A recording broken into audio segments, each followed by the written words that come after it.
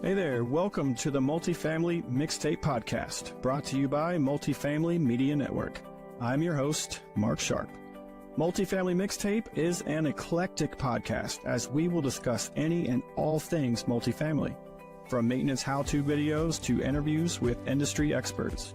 So sit back, relax, grab a drink, and join me for some campfire-style conversation and maybe a few laughs. Hey everyone, welcome to the Multifamily Mixtape podcast. I am Mark Sharp. That's me. That's who I am. I'm really excited about my new hats. Look at those. I think they are pretty fantastic. My buddy Brad Spillers out at Custom Signs in Malden, South Carolina, hooked me up. And because he hooked me up, hopefully I'll hook some of you up. I have two brand new hats right here, Richardson 112s with the logo on them. The first two people to comment on the YouTube drop of this podcast, leave me your name. I will get in touch with you and I'll mail you one of those two hats. So you'll love it. The Richardson 112 is a phenomenal hat. So good quality. It's nice. I don't know. How much can you talk about a hat? I could continue to talk about hats, but I'll save you. I'll just save you from that. So I am off of a week at Assembly of Delegates. And for those people who aren't necessarily involved in NAA and or any of the conferences, there are three major conferences. You have Advocate, which is in Washington, which is a good opportunity to get in front of your lawmakers to discuss challenges currently affecting the multifamily industry. And you get to ask them some pretty hard-nosed questions. What are you going to do about it? What can we do to help you? And it's a really interesting conference if you like that sort of thing. I'm not into politics. So just honestly, Advocate for, while it is very important, Advocate for me, is okay. There's the big one, Apartmentalize, which is pretty much in the middle of the year. Next year's 2025 will be in Las Vegas. Yes, sir. And Apartmentalize is great because of all of the educational opportunities and the keynote events. The speakers last year we had Leslie Odom Jr., who was my favorite. I am a Broadway nerd. I love all things theater. And we had Kyle Carpenter, Mark Wahlberg, and I think I saw something from NAA come out last week or the week before that Simone Biles will be a keynote for 2025. So if you ever can attend Apartmentalize, I would definitely suggest you do it. It's 3 days of drinking from a fire hose, but it is a phenomenal opportunity to get out and meet with other industry professionals and have a good time. Then it leads me to AOD, Assembly of Delegates. This was my first year ever serving on an NAA committee. I served on the Independent Rental Owners, or the IRO committee. And it was a great committee. I learned an awful lot this year, and hopefully assignments will be out later this week or next week before December goes, and I'll find out if I was selected to be on that committee again. I would love the opportunity to do that. But really, AOD is about those committee meetings. It's about fulfilling your third in-person meeting, because as you get on an NAA committee, you're pretty much committing to attend all of the conferences. And it's interesting. This was my first AOD as a committee member. So, being responsible, getting up, going to the meetings, thankfully it was in Atlanta, so it was drivable for me. I didn't have to travel super long distance. It's a very low-key conference, but this one was very important because there was a huge vote on the floor. Still don't really know how that turned out, but I'm sure news will be coming out soon about dues increases, but we'll see. But enough about that. AOD was fun. It was informative. Got to reconnect with a lot of people that I only see 2 or 3 times a year. So I appreciated that aspect of it. But it's a very low key conference. It's not. It's definitely not an advocate and apartmentalized. It has its AOD has its own unique aesthetic to it, and it was a good time. Had a good time. I ate too much food though. Paul Rhodes, Chris Caramanica, Craig Bartholomew, and I went out to a Brazilian steakhouse, Fogo de Chao. That was a lot. That was a lot. Not really sure what I was expecting, but it was intense. It was intense. But anyway, enough about that. We're going to dive into a 3-part series of mental health for the multifamily maintenance worker. We're going to split this up into 3 separate episodes. Could it all be one episode? Yes. Would it be a ton of information to throw into one episode? Yes. I really want to separate those 3 parts. The first part will be the top 5 factors affecting the multifamily maintenance worker. And these top 5 things came from OSHA, the Occupational Safety and Health Administration, and MHA, the Mental Health of America. So they put out the results of this study. So I pulled the top 5 from them. I'm going to cover what they say and dive into a little bit of or some of these things just on my own, tell you some personal stories.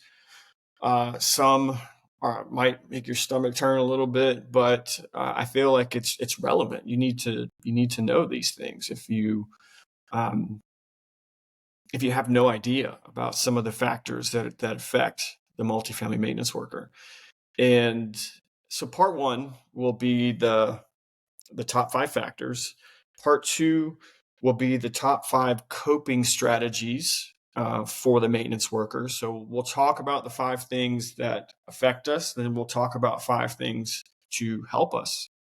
And then part 3, which might be one of the most important things, if not the most important thing, but it will be the top 5 workplace initiatives for employers. So what can employers do to help their maintenance workers with these mental health issues? Okay. So we're going to split this up into three episodes, and we're going to see what happens. But this is a lot of this is up to the individual. You know, I'm going to cover again the top 5 things that OSHA says are issues, but there may be more. So if you're listening to this podcast and you feel like there may be 1 or 2 that I didn't cover, I'd love to hear about it. So please comment. And if you don't want to comment so that people can see your comments, email me. My email address is mark@multifamilymixtape.com. You spell my name with a K. It's right there. So mark@multifamilymixtape.com. If you don't want your comment to be visible, email me and let's talk. I would be happy to set you up with some resources or put you in contact with people who may be able to help. But if there are things that you feel like I need to dive into, to draw and bring attention to it, I'm happy to do it. I'm just going to cover the first 5, but there may be more. So let me know. All right. Factor number 1, are high stress levels. Okay. What? Stress in multifamily? It's real. It's real. It reminds me of Rocket from Avengers. You remember when it's real? All right. Anyway, it's real. Stress, not just in maintenance, but in the multifamily industry as a whole. But we're only talking about maintenance here. So High stress levels, the demanding work environment that we have. Multifamily maintenance workers often face high pressure situations due to tenant expectations for immediate repairs. Say it isn't so. Tenants repair you to fix their stuff immediately? No way. It's true. They do. For example, HVAC. It's huge. Plumbing. Plumbing leaks. Huge. Anything safety related. Smoke detectors. Because they don't ever go out between 8 and 5. They wait until you get home. And you're an on-call person. And it's 8:30, 9 o'clock, sometimes 2, 3 a.m. in the morning when those things decide that they wanted to start chirping to let you know that the battery's dying. So this is a demanding work environment. Really is. Then you also have your unpredictable workload. So you plan your day, but in the maintenance industry, I could probably count the number of times when I've been able to work my day instead of my day work me. I've taken time management classes. I've taken prioritization classes. I've taken all things necessary to help prepare me for the maintenance industry and the stress and the demanding work levels that come with that. But while some of those can help you, none of them can prepare you for a day when everything you have just flies out the window. You can't work your plan. You end up working what the day gives you. And a lot of times that is unpredictable. You can't help that. So high stress levels is number one. Number two, physical strain and fatigue. I don't know how many times you can climb stairs in your day, climb a ladder in your day, get on your hands and knees up and down, crawling into cabinets, crawling under apartment buildings to resecure ductwork or to pull animals out from under crawl space, or to look at sewage pipes in crawl spaces. But it's a very physically demanding job, constant movement. Multifamily maintenance requires frequent walking across properties, climbing stairs, and working in confined spaces, leading to physical exhaustion. It's true. It's true. Yes, we sign up for it. Yes, when we are presented a job offer, we look it over. We're compensated for the work that we're going to do. We sign our name on it, right?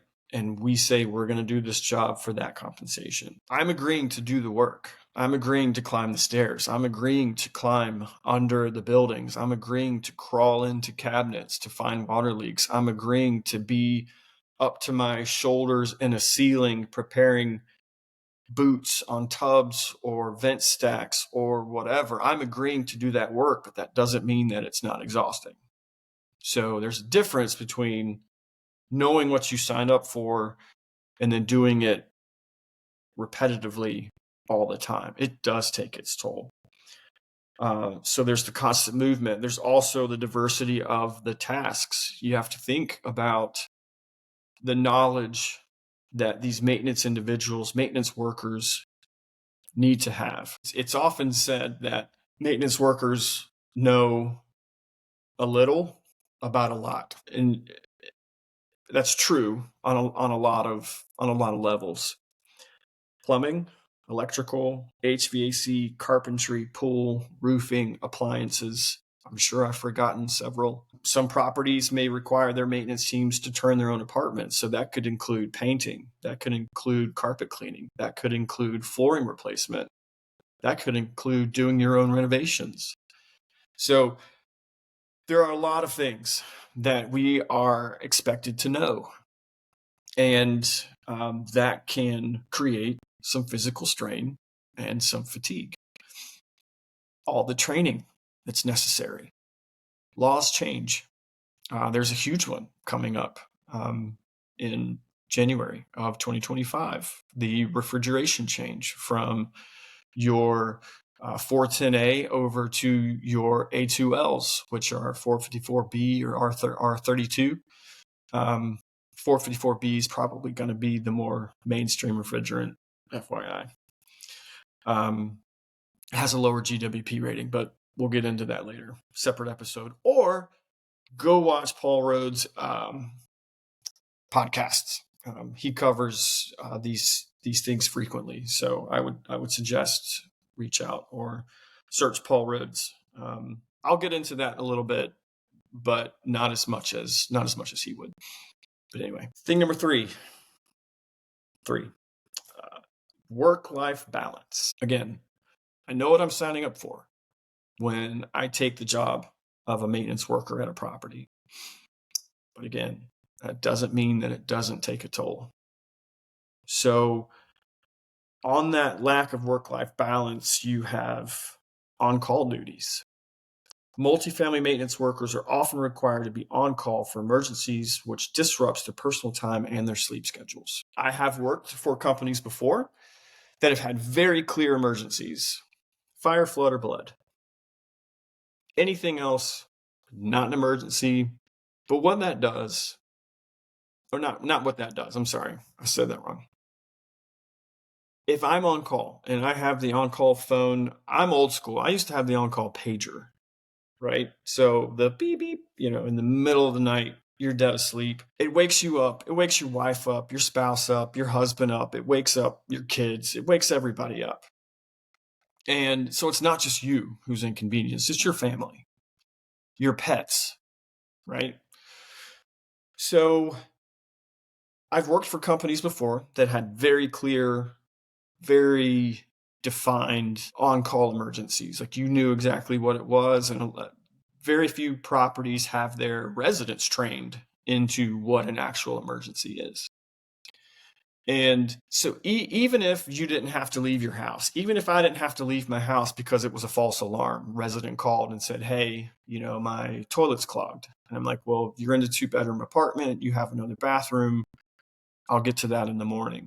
I'm still awake. I was still woken up. I was still disrupted. So now you have to go back to the process of getting yourself back into bed. Some people have no problem falling back asleep, but some people do. I'm one of those. I have no issues falling asleep initially, but if I get woken up, I'm awake. I may as well just start working. But anyway, separate issue. Excuse me. So those companies with clearly defined on-call procedures are great. It really helps. But then there are also a lot of companies that just say that if a resident calls, no matter what it is, it's an emergency. I have worked for a company like that. They are out there. I've been woken up at 2:30 in the morning because a light bulb was out.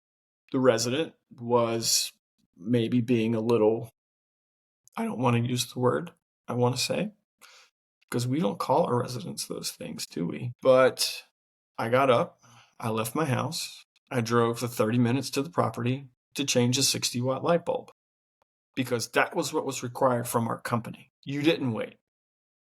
When a resident called an emergency, you went, and that was it. I asked the resident, hey, can this wait until tomorrow? But of course, it could not wait until tomorrow. So, because that resident was paying for a service, and according to my company policy, I had to provide that service. So I've been there, done that. It does exist. There are companies out there who do that. So the on-call thing is a challenge that a lot of companies wish they could solve. Will they ever? I don't know. I think there are a lot of other companies, solutions out there to help with the on-call. One thing that I love that a company I've worked with in the past did was, instead of that emergency call going straight to the person who was on call, it went to a call service. The resident talked to the service, and the service was able to talk them down out of that light bulb change, or out of that clogged toilet with a 2-bedroom apartment, or turn on your emergency heat for the night. We'll send our tech out first thing in the morning, so that the person who was on call never got the call. They were able to rest, relax, recoup, and they never got that call. So I thought that was pretty good. That was a good step to cut down on the non-emergency emergency calls. So that was pretty cool. So also for the lack of work-life balance, you also have, there are like peak seasons when it's summertime, AC, when it's wintertime, heat.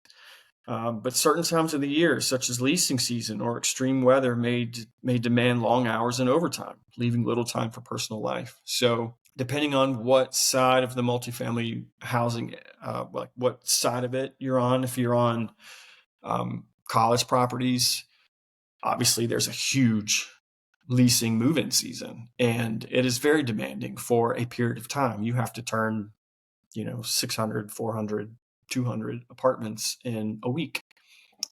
Yes, that exists for those of us who've never heard of it. It's quite intense. And some of those things demand long hours. But it's not just the people who work in college or dormitory housing, that sort of thing. Some of us have our leases end at the end of the month. And so the first couple weeks of every month are busy with turnovers because you have to have ready apartments in order to get people to move in. So could demand long hours, could demand somebody to sacrifice their work-life balance to get their work done. Again, I agree to it when I take the job. However, doesn't mean it doesn't affect me. Number 4, and probably the most important to me, honestly, is limited recognition and support. Underappreciation by tenants, residents, and management.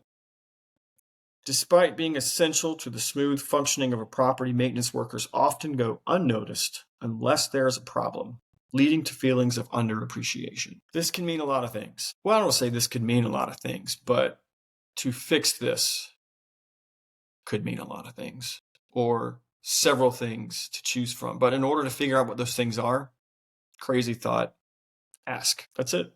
Just ask. So underappreciation by tenants and management, then you also have minimal mental health resources. So property management companies may not prioritize mental health. And they may not provide proper training to support their workers and their emotional well-being. This is a real thing. 10 years ago, 20 years ago, there was mental health. Those were not two words that I think were associated with our industry. I'll just be honest with you. I don't think they are. Don't think they were. And if I'm being honest, even when a lot of things started to come out about mental health, I didn't take them seriously because I was raised in a time where you didn't show emotion. You fell down, you got injured, and you walked it off. You got up and you kept going because you had to. And times change. The industry's changed. Science has changed. There are more ways of looking into things now than there were then. So some of the situations or some of the issues back 20 years ago, we called whatever it was. Well, it turns out that could have been a precursor, could have been something that would now fall under this mental health umbrella. So I think the challenges have always been there, but I just think it's just now coming. Well, I say just now, it's been out for a while now, but it's becoming more mainstream because we actually have ways to check those things and ways to fix them, resources available to send people, therapists, right? I mean, there are a lot of positive steps forward that we've made regarding mental health resources. So, but are they a priority to property management companies? I don't know. Probably to some, but I would say the majority, no. Because again, this is coming from OSHA. This is coming from Mental Health America. These aren't stats I just made up. You also have the maintenance workers' undervalued role. Despite being critical to operations, maintenance is often invisible until something goes wrong. Workers may feel unappreciated or disregarded, which will affect their sense of purpose. It's true. And then you have in a world of surveys, in a world of 5-star reviews and Google ratings and all of these things, you get inconsistent feedback. One of the challenges that a lot of property management companies face are reviews. You have that one disgruntled resident who's in the wrong, know they're in the wrong, but can go online and make a claim that, somebody did something wrong or whatever. And I think there's ways now to fight that and to have certain things maybe erased from the platform or however it is you're getting those situations or those instances recorded.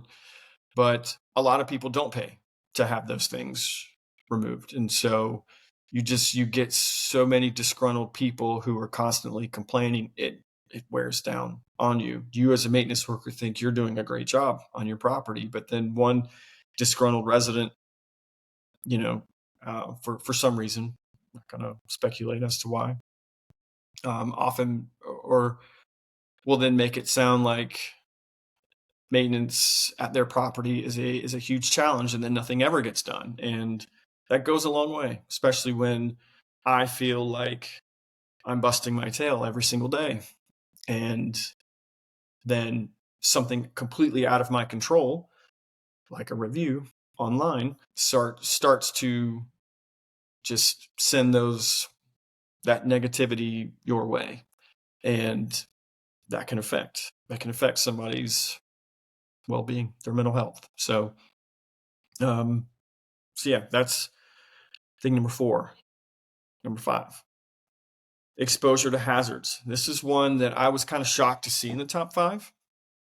But when you think about it, it makes a lot of sense, because the number of safety risks that maintenance workers come in contact with every single day, every day, it takes its toll. It really does. You have your hazardous materials, which hopefully you're keeping track, and you have your STS sheets up to date. Please do that. Yes. Nod with me. Yes, we're going to do that. You have environmental challenges, mold. Yes, I said mold. It's a podcast. I can say mold. Pests and unsanitary conditions in some units can negatively impact both physical and mental health. Tenant interactions. Dealing with frustrated or difficult tenants can create emotional stress, especially when maintenance issues cannot be resolved immediately. Y'all remember that big C word that happened several years ago? That affected a lot of things. That affected supply chains. Now, I think a lot of the stuff is caught up now. We can pretty much get things same day or next day, but there are several maintenance-related items that we cannot get next day. We cannot get same day. We have to order. We have to wait for the week, 2 weeks, whatever it is, for these things to come in.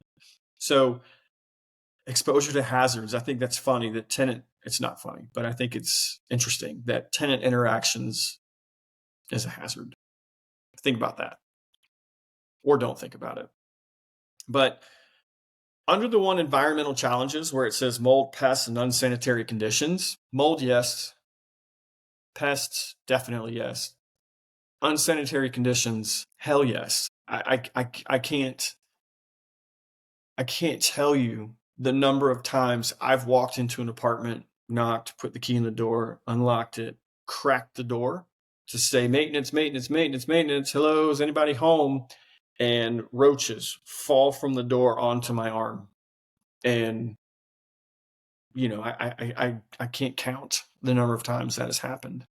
I can't count the number of times that I've taken fleas home, because you walk an apartment after somebody moves out and they get all over you. They get in your socks and your shoes.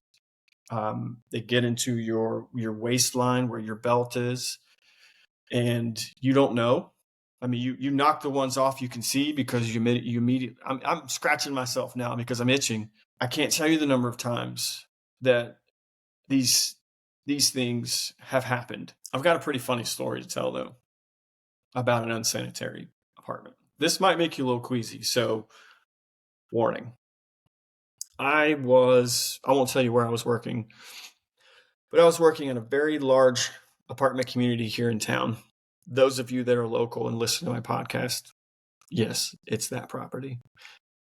And resident called in a water leak under their kitchen sink. So being on this property for many years, I kind of had an idea what the problem was.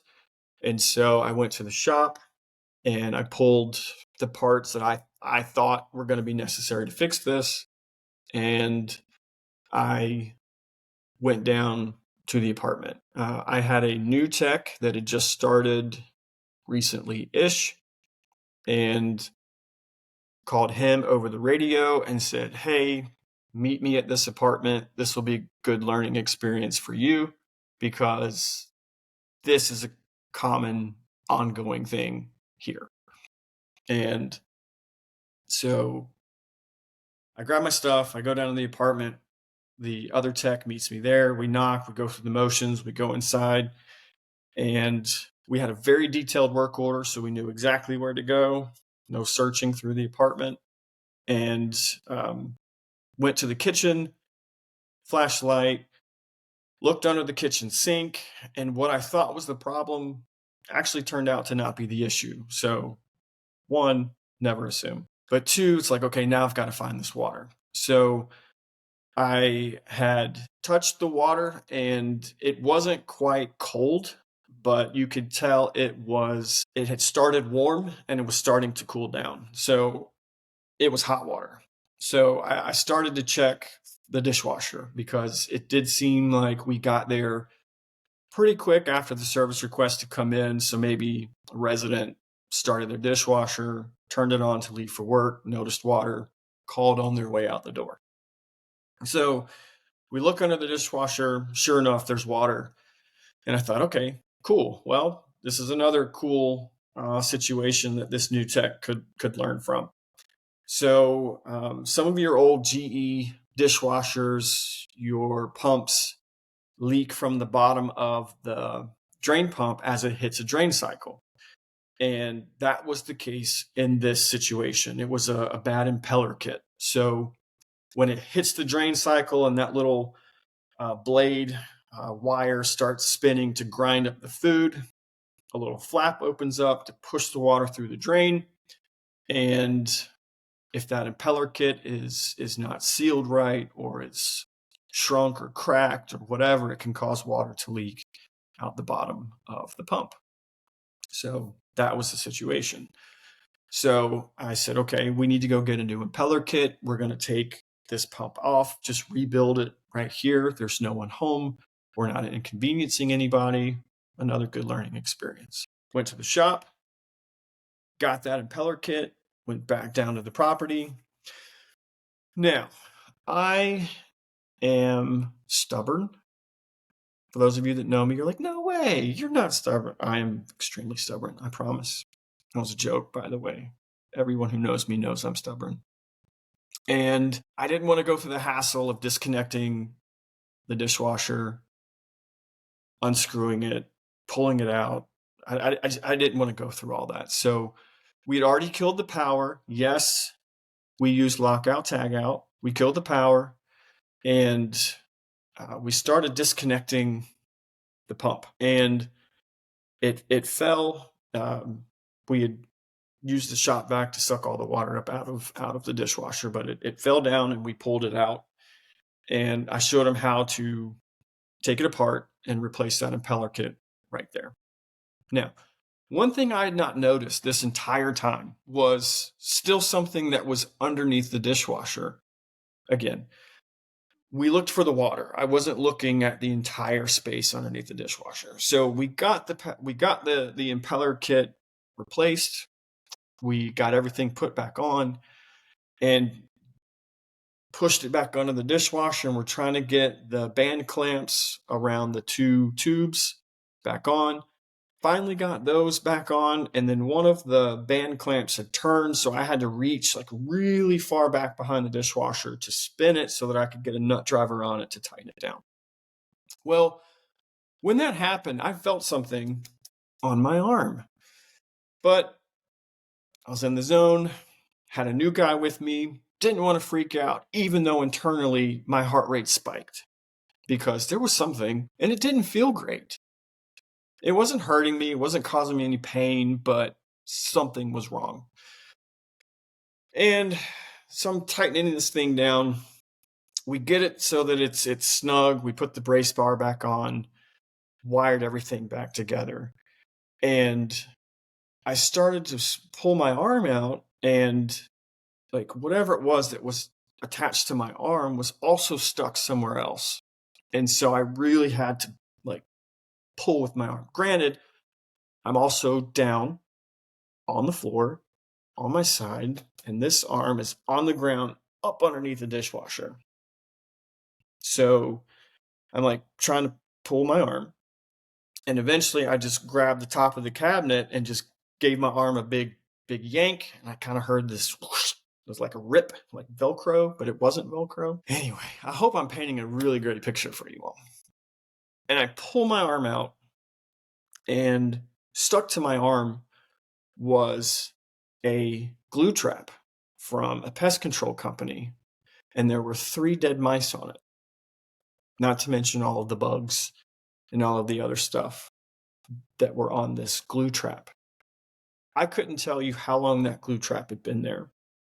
The mice that were on it they'd been there for a while. Let's just say that. So I pull my arm out. Tech freaks out. He goes outside. He starts throwing up off into the side. And it was all I could do to just maintain my composure, not completely freak out. And I walked outside. I took it off my arm. I like ripped it off my arm. And I had my moment there. And we got the tech calmed down. And at this point, there was so much commotion that other maintenance workers had started to come over. Several people had gotten sick. But anyway, we got everything put back together, completed the ticket. We dried everything up, and I went up to the office, and I had it with me. Like I had the trap with me, and I walked in, made sure there were no residents in there. I'm not that ridiculous. But I walked into the manager's office, and I said, "Hey, I'm going to go home." And she said, "What do you mean you're going to go home?" And I showed her the trap that was stuck to my arm, and then the big,